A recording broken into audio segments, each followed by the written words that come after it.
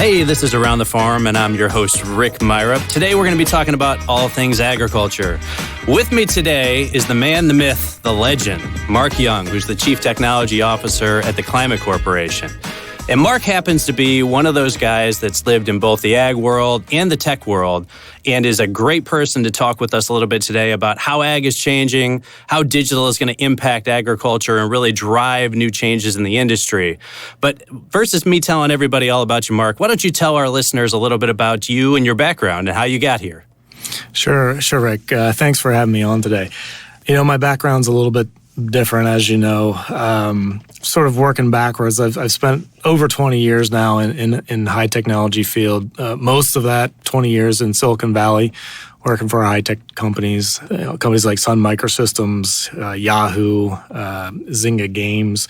I even ran my own startup, venture capital backed for about 6 years. But what's probably most interesting about how I came to climate and my background as far as the farmers listening out there today is I also grew up on a farm. And so I'm a farm kid. Used to go to the rodeo every Saturday night with mom and dad. I grew up actually in a little farm in southern New Jersey, which, a lot of folks laugh at me when I say I grew up on a farm in New Jersey. Most folks' experience with New Jersey is only through Newark Airport. But the south of the state is all farms. And in fact, the longest running weekly rodeo in the country takes place right outside my hometown. And we used to go all the time. I wore cowboy boots to kindergarten, Western snap shirts, all of it. And so I went to college at Purdue University there in Indiana and got my degree in computer science. And from there, pretty much went straight to Silicon Valley. And about 4.5 years ago now, I got the opportunity, this little company called Climate Corporation that was originally founded in San Francisco, was looking for a CTO. They had just been acquired by Monsanto at the time. And a friend of mine who was running people ops for Climate pinged me about it. After a pretty good series of conversations, I came on board, and it's been about 4.5 years now. And what's fun is I get to take all of my 20 plus years of experience in high technology and combine it with growing up on a farm and everything I know about farming and bring it together and bring it to work every day. And it's just been a hell of a ride even for the past 4 years. It's a unique background, to have somebody that grew up on farm and then to make that transition into technology, to be able to see the digitization of some other industries and to now participate in what's been a ground-changing swell here in agriculture where we see so much technology coming to the farm, so much evolution and change. I'm starting to be a little bit concerned about you, though, Mark. You went from New Jersey to Indiana, out to Silicon Valley. Listen, if you go any further west, we're going to have to buy you a boat, buddy. Well, luckily just about a year ago now, I actually relocated from Silicon Valley to St. Louis. So now I'm actually back to the Midwest, and I've been here about a year. And, the weather takes a little bit to get used to, but other than that, I'm enjoying every minute of it. First thing I wanted to touch base with you on is, hey, we've seen a lot of change in ag over the last 5 years. From your perspective, as you've seen all of this happen, what are some of the most interesting things that you think have happened over the past 5 to 10 years that have really impacted agriculture and have really set the stage for what comes next? Yeah, that's a good question. I had the opportunity to participate in our Bayer Crop Science Investor Day. And what was really amazing is out at one of our research farm facilities, we put these plots in the ground that demonstrated farming technology through the decades. And we actually started with a plot around 1940 or pre-1940. It was open pollinated corn. You don't have chemistries we have today or any of those kinds of things. And the idea of it was to visualize the amount of land that it took to grow 10 bushels of corn. And I'll tell you, and I know all the listeners out there today have sort of lived this, but it was fascinating to just be able to see it all in one place. So we had this plot from 1940, then we had a plot from like the 80s, early 2000s, mid 2000s. Then we had a plot that basically represents stacking everything together that we call our tailor solutions. It's the best combination of seeds, chemistries, fertility, planting practice, digital support, and then the future of corn in the short stature corn, which is just fascinating to see. And we lose track of all the innovation that happens in ag. I think because we live it every day, and every year is an iteration over the previous year, and we tend to lose track of how far we've come. But man, it was fascinating to see just how much transition and change has happened in agriculture just in the last 60 years. I mean, it's really been neat. When you think about the last 5 to 10 years, 10 years ago, we started getting data off of equipment, at least the capability to get data. Farmers, I think we've been able to get the data off, but we haven't really done much with it. And I'd say in the last 5 years, we've started making really good progress into what we actually do with that data. And really that sets us up for the next 5 years, which is really changing the way we farm based on what we call big data, which is how we bring all that data together that's coming off of farms, use it in new and novel ways that have already changed other industries but have yet to make it to ag. And then at the end of the day, just use that to make better decisions and be better farmers. Mark, it really resonates with me when you talk about the changes in agriculture, right? It's been unbelievable when you think about just where we were 80 years ago, right? I often think about, if that's where we were 80 years ago, where will we be in another 80 years? Just the amount of change that could happen.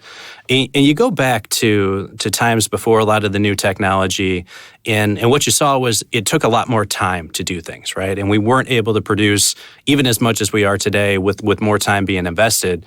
And part of the evolution has been that we've been able to give farmers some time back in terms of the new technology, but all that time that it seems like we've created then seems to be getting sucked up into having to analyze new things, having to make more decisions, having to weigh out the pros and cons of different decisions. As you talk about big data and how you've seen that work in other industries, one of the things I hear farmers say all the time is, hey, I don't have more time. What you haven't given me is more hours in the day. So what's the message to those farmers out there that are looking at this going, man, all we're doing is creating more and more and more data. I've been printing out maps for years. I've got 10 3-ring binders on the shelf. I haven't really known what to do with that, and I don't have the time to dig into that. How are these things like big data, artificial intelligence, machine learning, all the buzzwords that are out there? Can you break that down for our listeners and just help them to understand, hey, how are these things actually going to help you to make sense of that data and help you to improve your operation?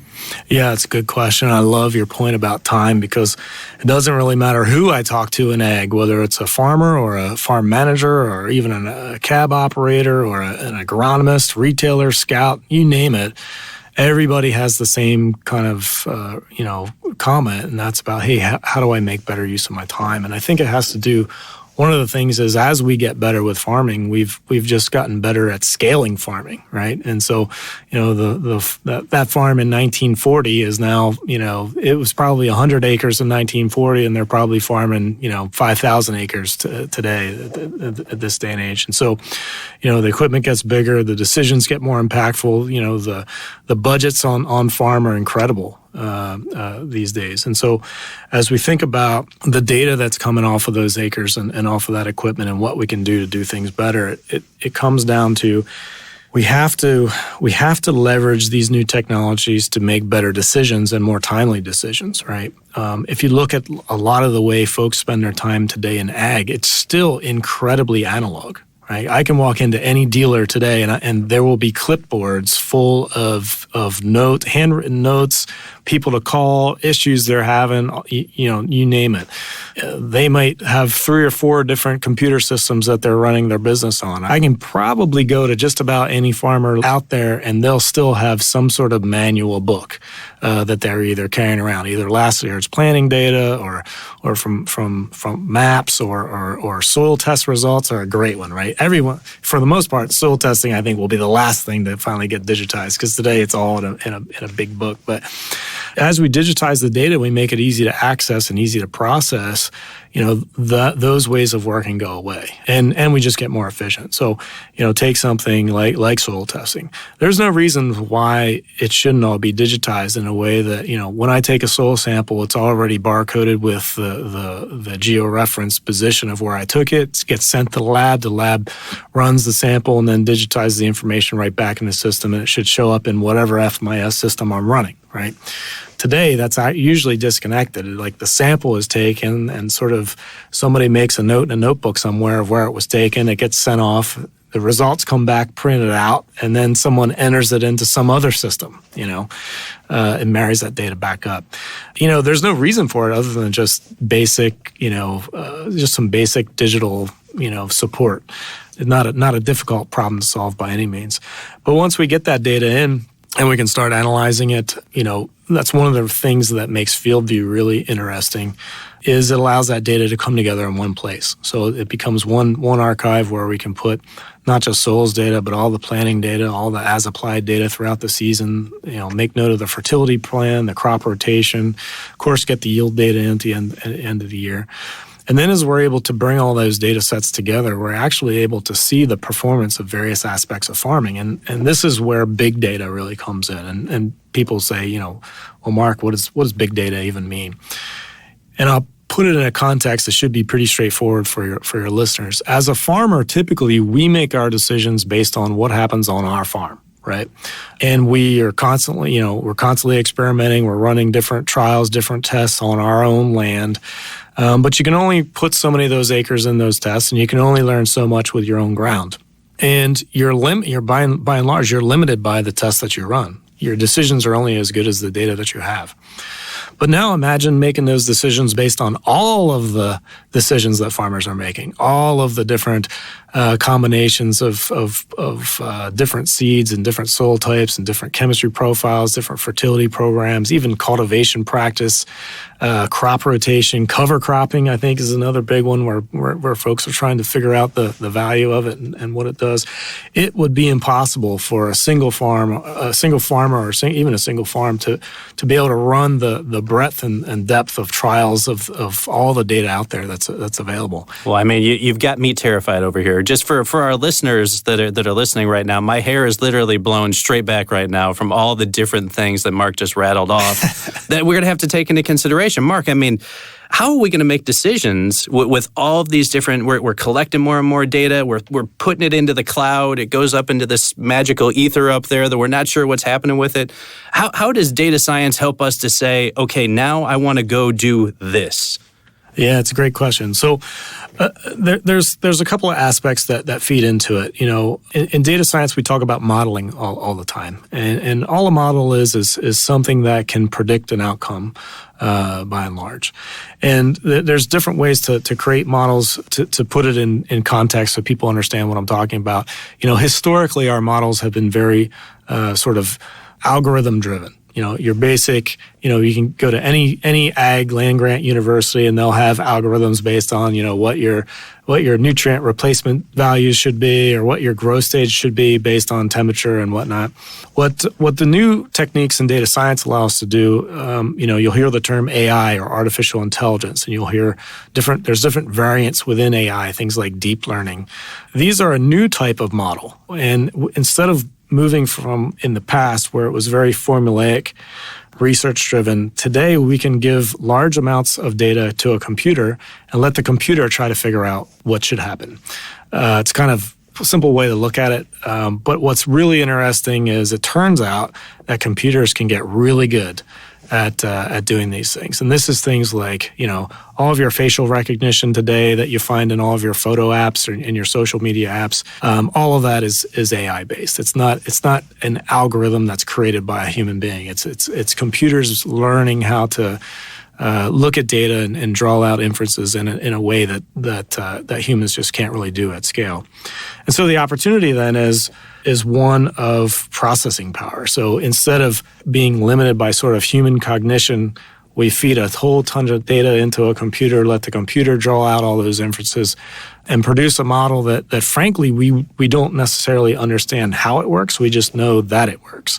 And what's nice about this new realm of AI and data science is the more data you put into the system, the better and better the models get. And so we see this today with our Seed Advisor product that helps match and recommend the best seed hybrid for a particular piece of ground. We've seen that tool evolve by double-digit percentage improvement every year we add more data into it. And it's been fascinating to watch the growth. To give you a sense, at Climate, it took us nearly 2 years for our first 5 million hours of connected data coming off of machines. We got the second 5 million hours in 7 months, I think it was. The third 5 million hours in 3 months. And our last 5 million hours, I think, was a month and a half or something like that. And it's just been fascinating to watch how quickly farmers are adopting, getting all their data in one place, starting to be able to see that data, just to summarize it and understand how they did on their own operation. But the scale of that data feeding into these new models is going to completely transform ag in the next 5 years, probably easy. Well, as you talk about farmers collecting data, let's pull back from a galaxy far, far away, and let's talk about today. Farmers are collecting more data. I mean, that's crazy, the numbers you're throwing out there, that in less than 2 years it took to get you to 5 million hours worth of FieldView data, and then all the way down to a couple of months to be able to do that now. What are farmers doing with that data today in the FieldView platform that you're seeing that's really evolving their operations and helping them to make better decisions? Yeah, a couple of things. Just real simple value propositions. The first is, with our FieldView Drive product.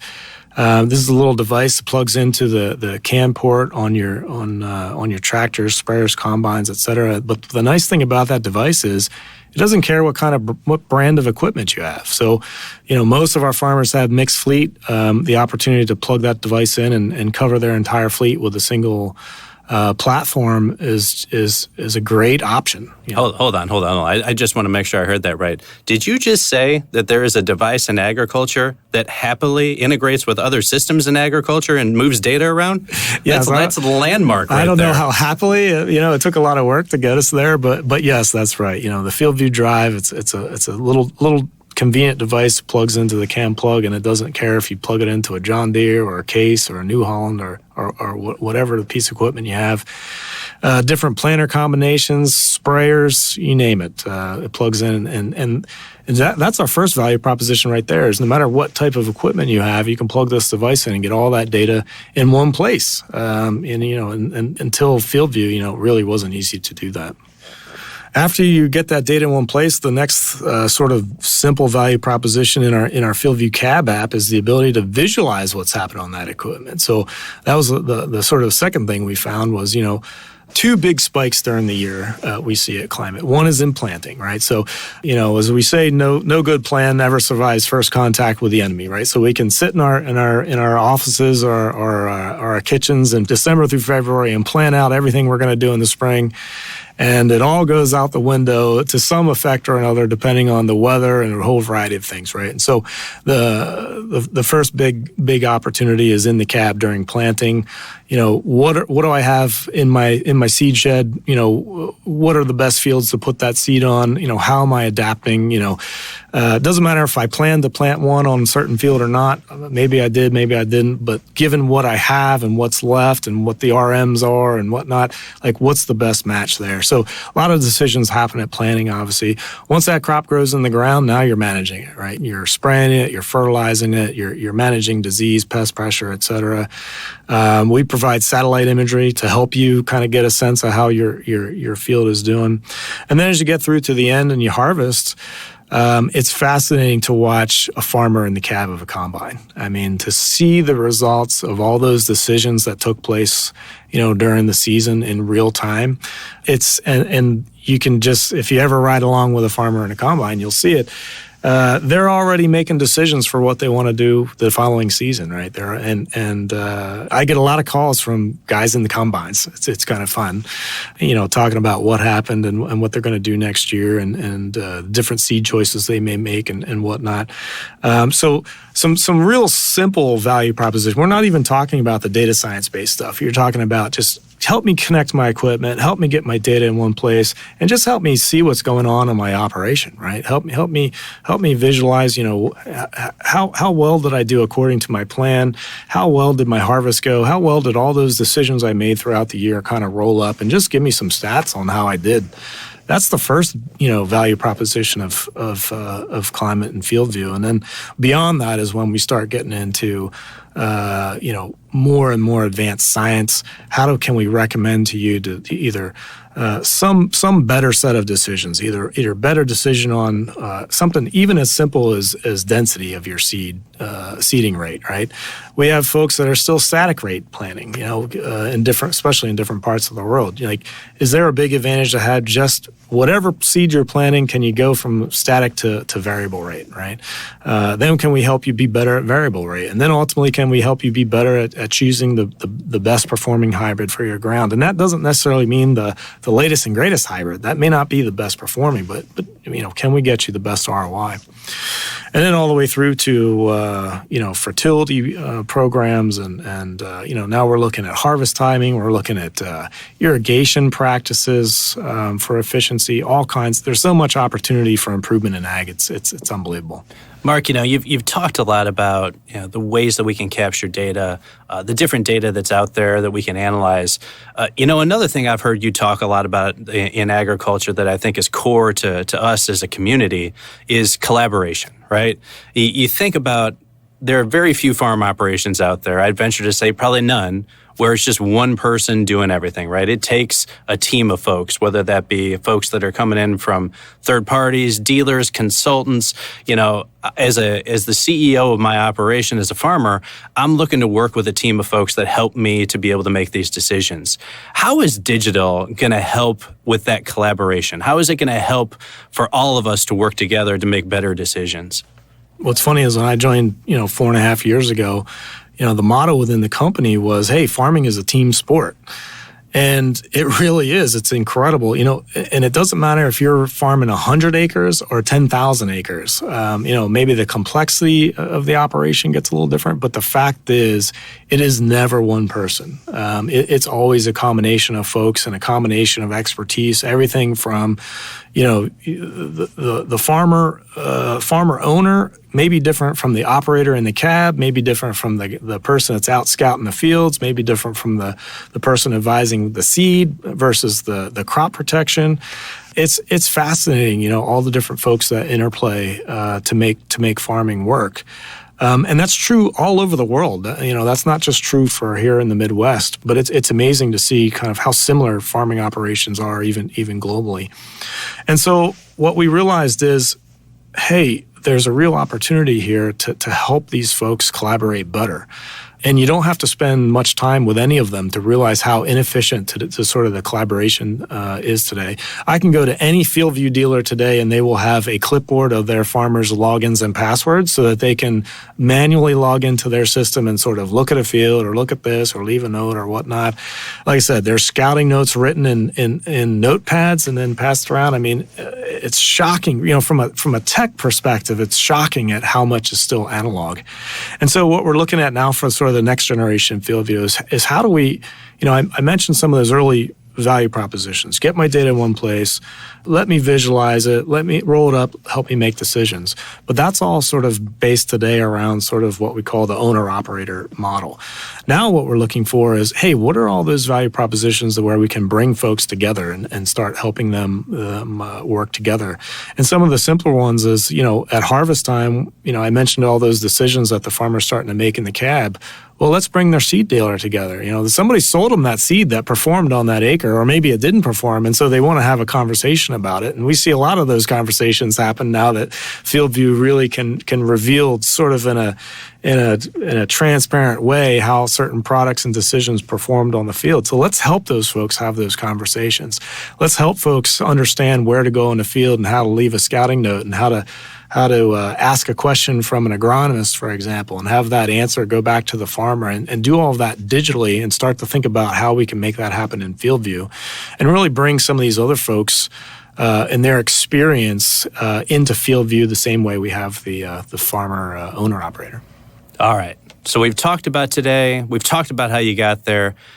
Now let's go ahead and take the governor off. Are you ready? Let's zoom to light speed here. Okay. With a guy that's got your background, that's got your insight into agriculture, what's happening today, what's possible and what's coming, talk to our listeners a little bit about what gets you excited about where digital is going to go in agriculture and how it is going to be a step change for all of our producers out there as they think about how they operate. Well, aside from flying tractors, obviously, full Jetsons farming. Right, is that what we're going on here? Fits in my briefcase. That's a good Jetsons reference for everybody out there. Here's the thing I'm most excited about, and this may surprise folks, but once we're able to digitize the farm and really make sense of the decisions that we're making and the ramifications of those decisions, the thing that excites me the most is we can actually change the business of farming. And I don't panic anyone out there. I'm not talking about not being a farmer or anything like that. But if you look at the way farming happens today, it is a series of companies trying to sell things to a series of folks who are trying to then make use of them.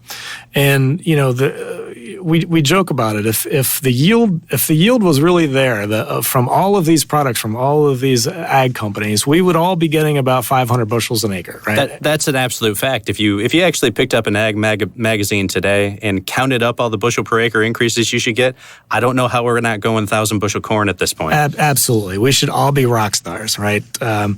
But the reality is that's not the case. And the question I have is, how do we get out of this? How do we get out of this model where, there are certainly products that perform. There's no doubt about it. But do they perform the same on every acre? No, we know that's the case, right? Does it mean that every farmer should be using every product? No, absolutely not.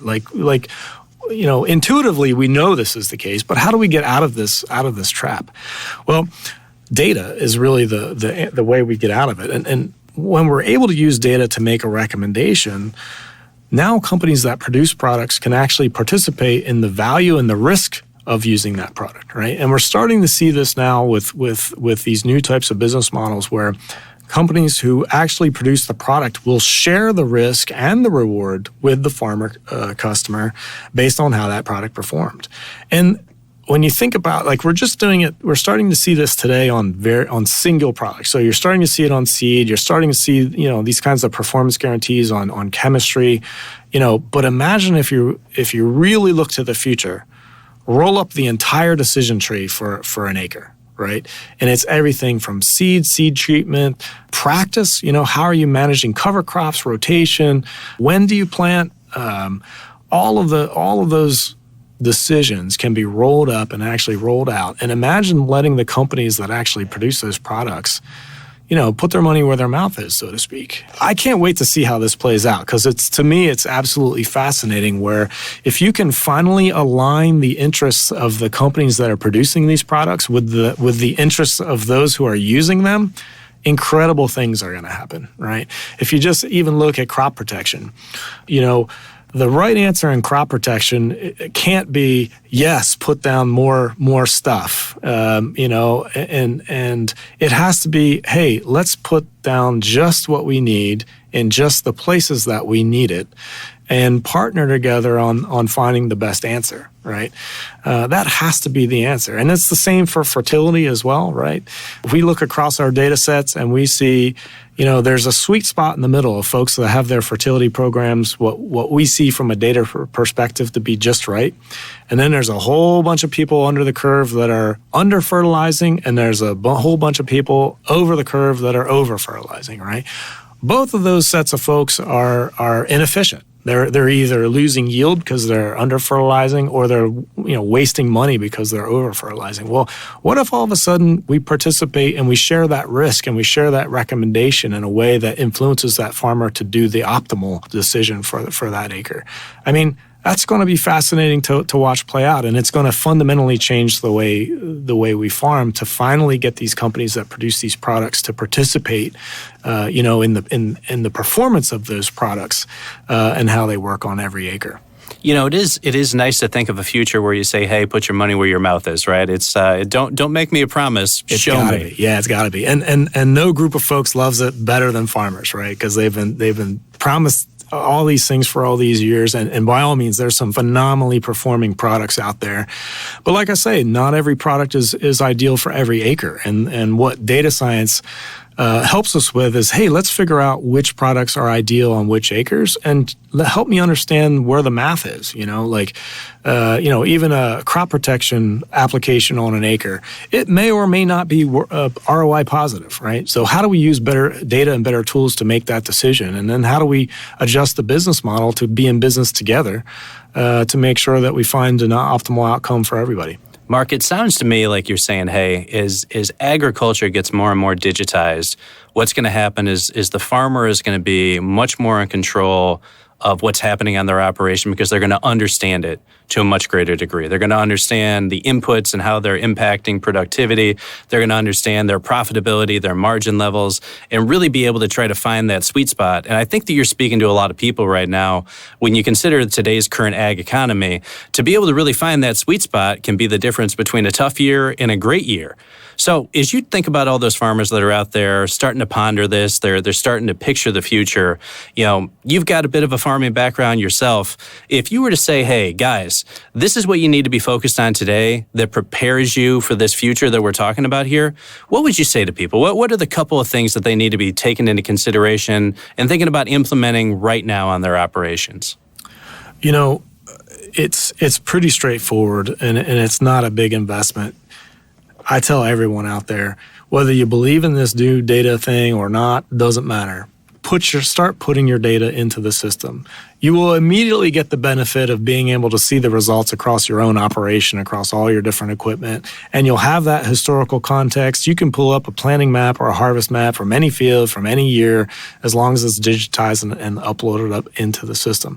If you pick a platform like ours that's open, all of your third parties as well can integrate into that same system. So if you're having aerial image from a drone or an aircraft, that plugs in. If you're doing automated soil scanning or something like that, it plugs in. If you've got a new precision planting rig with something like a smart firmer soil sensor, all of that data rolls in. Just start getting your data into the system. You will immediately find value in it, even on your own operation. And at that point, you have set yourself up for the future. If this data science thing plays out the way we think it will, you'll already be ahead of the curve. And what we're able to do is once people start putting their data into the system, we can immediately see where there's opportunity, right? So if you're putting data in and you're choosing a hybrid that it may have performed well for you for a couple of seasons, but there might be a hybrid that you just don't know about that would be performing even better for you, right?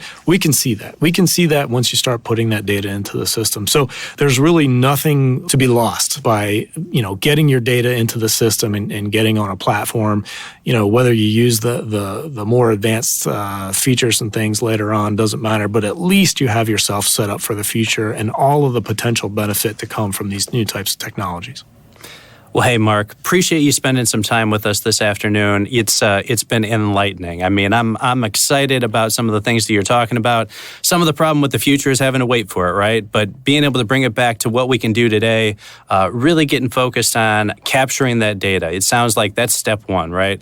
Go out, get your planting data, your application data, your harvest data, and being able to then feed these into these advanced scientific models is really what's going to be able to set us apart in the future and help us to make these better decisions and capitalize on the promise of digital agriculture, artificial intelligence, and any other buzzword that we want to throw out there around how digitization is going to change tech. So, hey, appreciate you coming in, spending some time with us this afternoon. Absolutely, my pleasure. Love talking about this stuff. Love my job. Hopefully, everyone can tell how much I enjoy that, and I can't wait to see how ag really kind of unfolds in the next 5 years or so. It's really going to be a fantastic ride. Well, with all that said, I want to take a moment and thank our listeners.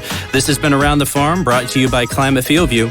Don't miss any of our episodes. I know you wouldn't want to. Subscribe on Apple Podcasts, Stitcher, Google Play, or wherever you get your podcasts. You can also find us at www.climate.com. We want to hear from you. If you have any thoughts or questions, go to Twitter, search for FieldView. You can find us there and then use the hashtag FieldViewATF so that we can find your tweets, and we'll do our best to answer your questions because honestly, you guys come up with the best ideas. Speaking of feedback, we wouldn't be opposed to getting that great 5-star review. If you send them our way, we greatly appreciate it. That's all we've got for today. We'll see you around the farm.